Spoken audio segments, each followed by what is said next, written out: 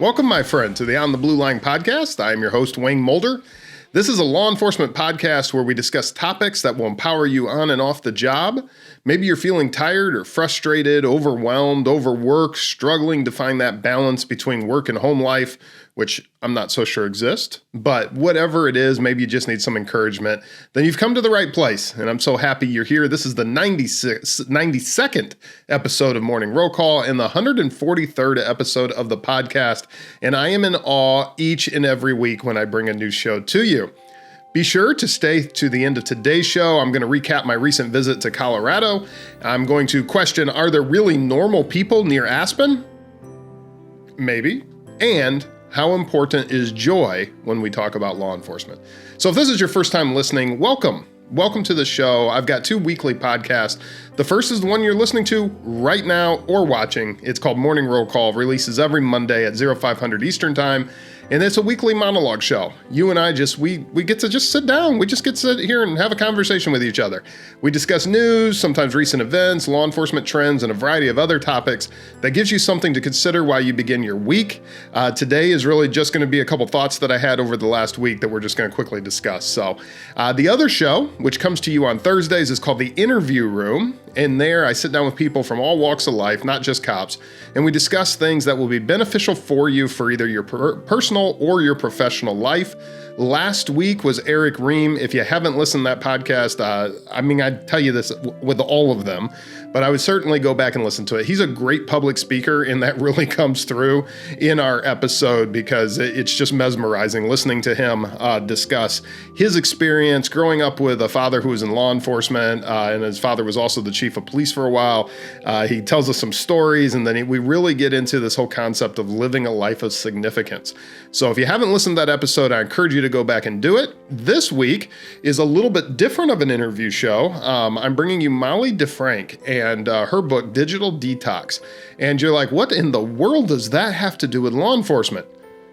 Well, I happen to work with a lot of people in law enforcement who are also parents. And I thought, well, what would be more fitting than having a conversation with something that all of us as parents have had to face at one time or another when it comes to living in the digital age and the frustration that sometimes comes from it. So I think you're going to enjoy that episode, and that comes out this Thursday at 0500.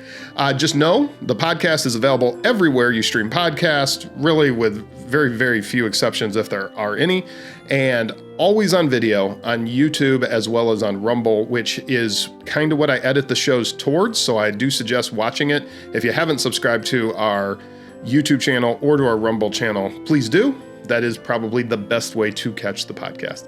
So this week on Morning Roll Call, like I said, I first wanted to start with recapping. If you've been listening to the podcast over the last few weeks, I was talking about how when you were listening to the show, I was not here. Here being in the On the Blue Line podcast studio in sunny Florida. Rather, I was in the cold and snowy West, which for the record is where I would like to be all the time and is why I'm doing this podcast. So hopefully with your help and this podcast, we will get there. So I appreciate that. But we had the opportunity to go to beautiful Aspen, Colorado. I'd never been before. It is kind of what I expected, California in the mountains. Never been to California either. Don't mean anything derogatory towards those of you who have. I'm fairly certain, though, myself being from the free state of Florida, that going into California, they may never let me back out. But anyway, whatever the situation may be, it was absolutely beautiful. We saw a lot of snow, and the whole thing was made possible by a friend of mine that I work with and some of his family and stuff. So I thank you to all of you. But we had a great time. We did some snowmobiling out there. We probably saw 8 inches or more of snow, between 8 and 12 inches, depending on whose math you're using. And then we also got to spend some time fly fishing and hiking and saw elk and mule deer and just all the things that I really love about the West. Probably the one takeaway for me, like I said, Aspen is not my kind of place. I'm not even so sure Colorado necessarily is these days. I'm much more Wyoming than Colorado in my thinking and what I like, as well as the remoteness. However, that being said, one of the cool things about traveling, when you get the opportunity to travel around the country, this great country, is you get to meet people from all walks of life. And a lot of times you get to meet like-minded people. And we really had a great time running into people that you would not expect in certain areas. And I definitely want to shout out to Cam, as well as Hiram and Howard, great guys that we met out there, and hearing their stories and their family stories. Hiram's dad was in law enforcement. Just really cool listening to kind of what brought them to that area. And if any of you, my listeners, are planning any trips to that area and you're looking for either snowmobile guides or fishing guides, be sure to drop me a DM or reach out to me. I'd love to recommend these people, because just really cool people, stories, belief systems, and it was kind of refreshing. Because the city itself is what it is. And, obviously it's a high money area when more people are pushing dogs in strollers than allowing them to walk it. I don't know. That's just not a world that I quite understand. However, the people that I got to meet around that area, whose families had been on ranches there for a long time, that was really neat. And another thing that was kind of a takeaway is that even though we agreed on a lot of things, we didn't agree on everything. Surprise, surprise with me. We actually got into a political conversation. Anyone that knows me knows that it really only takes about 1 to 2 sentences and we can end up in a political conversation. And having that talk with these guys, it was kind of cool, because we actually disagreed on some things, but there was a lot more that we agreed on than we disagreed on. So it was really a great trip, really had a great time. And I definitely suggest the area. Obviously, my goal is to move to Wyoming, which is no secret, both to the people that I work with and anyone listening to this podcast. But if you ever get the opportunity to visit that part of Colorado, anywhere from Glenwood Springs to Aspen to Basalt, all through there, just absolutely beautiful country, and highly, highly, highly recommend it. So what do we want to talk about today? Like I said, this is going to be a shorter podcast. We're in that stretch, and I kind of touched on this last week. We're in that stretch right before the Christmas holiday, in between Thanksgiving and Christmas, where I become very introspective. I really begin to think about the year. I begin to take stock, and we're going to get a little bit more into that as we near the first of the year, because that's, to me, kind of, the point on the calendar where you switch from, what were the highs from last year that I can learn, and the lows that I can learn from, and then what are the goals for next year? And we'll get to that in the coming weeks. But in this period of time, I become very introspective. So if you follow the liturgical calendar at all, if you go to a church that talks about Advent, then yesterday was the third candle that was lit, and it's the joy, or the shepherd's candle. If you listen to any traditional Christmas music, then you'd be quite aware of the song Joy to the World, right? And joy is part of the Christmas season. But as I was researching this, and I was kind of thinking about what I wanted to talk about and what was the concept that I thought you and I ought to just sit here and discuss, I was thinking about how joy is so often misrepresented in common, or in culture today, especially in society. It's described in the dictionary as a feeling of great pleasure and happiness. So there's this idea that in order to be joyful, everything has to be going well, or that you're getting everything you want, right? Kids are happy when they get something that they want, or things are going well for them, or, it's that momentary pleasure, that dopamine rush, that is what so often gets thought of as joy. But, and again, and I say this, I always preface this because I know I have listeners from all sorts of faiths and those that have no faiths, but when I talk, I'm going to come from a place of faith, because that is my situation. And you're listening to my podcast, so I don't know what to tell you. But then for me, there is a biblical definition of joy, right? And so that is, and I've seen it written as, choosing to respond to external circumstances with inner contentment and satisfaction. So in other words, it's this idea that it's derived from something deep within us. Christians believe that it comes from the Lord. It's that kind of joy that allows you to sing in prison. We see that with the apostles. They're imprisoned, and yet they're still singing praises, right? It's that ability to smile in adversity. And I know that this is very countercultural to today's concept. so often when we say someone is happy, they're happy because they got something they wanted, or in that moment, everything is going right. And that's the only time they can be happy. In fact, we have really the opposite going on right now, where most people are not happy because they're never content.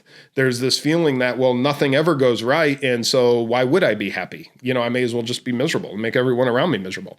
And that seems to kind of be the overwhelming principle. But joy is really derived from something deeper, right? Joy is derived from hope. I've talked about the word hope before, because without hope, that's where we get to where we are with like the mental health crisis. That's where we get with people becoming apathetic, with people becoming cynics, with people deciding, well, I can't go on anymore. Why would I? Because I lose hope. So joy is very much in line with the kind of joy that I'm talking about, is derived from this idea of hope. So we all know somebody, right?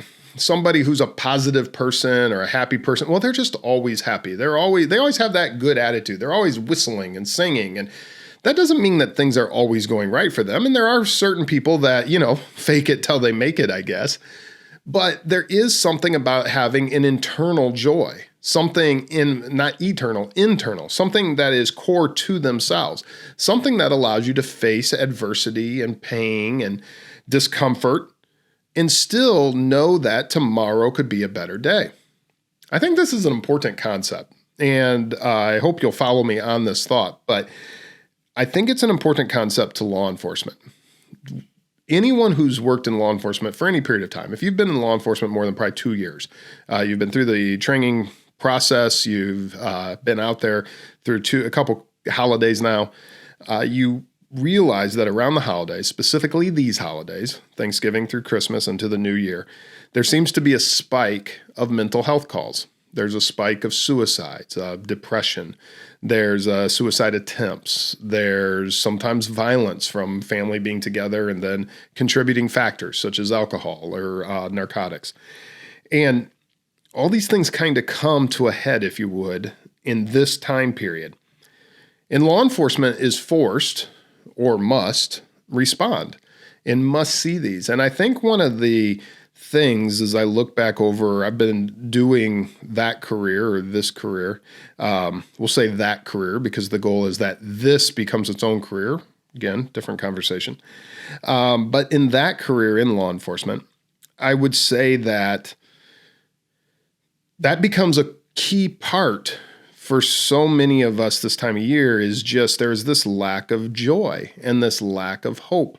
And I think it is important as law enforcement, as somebody whose role is to be there for others, to be a protector, to insert into a moment of darkness something positive, that we ask ourselves these hard questions, that we take time for our own introspection, that we take time to consider our own situation, and we seek this kind of joy.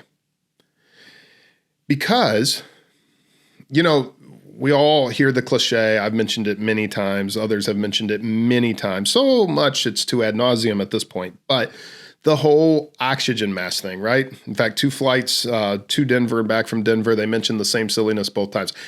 It was hilarious, though. The first flight attendant actually mentioned that nobody was listening to her. She was pretty much correct. But they always talk about if you do get the oxygen mask, to put it on yourself first and then help the vulnerable ones around you, be it children or others, help them get theirs on. But you got to get your own mask on first. And that concept is so true with so many things. But when we talk about mental health, when we talk about service, when we talk about what law enforcement does for serving others, I cannot think of a better metaphor than the concept that you have to take care of yourself first. That's the concept of resiliency. That's the concept of self-care. That's what all this is predicated on. And I hear, because I literally hear it from people all the time, that, well, my agency, they don't really believe that. If they did, then they would give us more time off, or they would this, they would that. And listen, the profession has a long way to go. I understand that. It's true. The profession has a long ways to go. There's a lot of agencies that are not very forward thinking when it comes to these concepts. It's kind of this is the way we've always done it, which if you've listened to me for any length of time, you know that is probably one of the most irritating statements to me. 100 years of tradition uninterrupted by progress drives me crazy, right? The whole we've always done it this way is the worst, absolutely worst reason to do anything. But that doesn't mean that you, again, it's just you and I, right? We're just you and I sitting here having this conversation. That doesn't mean that you and I can't start to look at it a little differently in our own lives. What have you done to sit down? Have you ever considered the concept of joy? Have you considered what that looks like for you? What does hope look like for you? Last week, I talked about peace. What does that look like? What intentional, overt steps have you taken? That's what I want to encourage you on this week. So just like peace, right? Just like peace we talked about last week, true joy does not come from external circumstances. It's internal. It's something deep inside us, or something that is greater than ourselves, depending on your belief system. It is a choice, and it is based in the hope that tomorrow can and will be better. So as we go through the holiday season and the calls for service that inevitably are going to come out this time of year, I encourage you to find joy. Seek it out.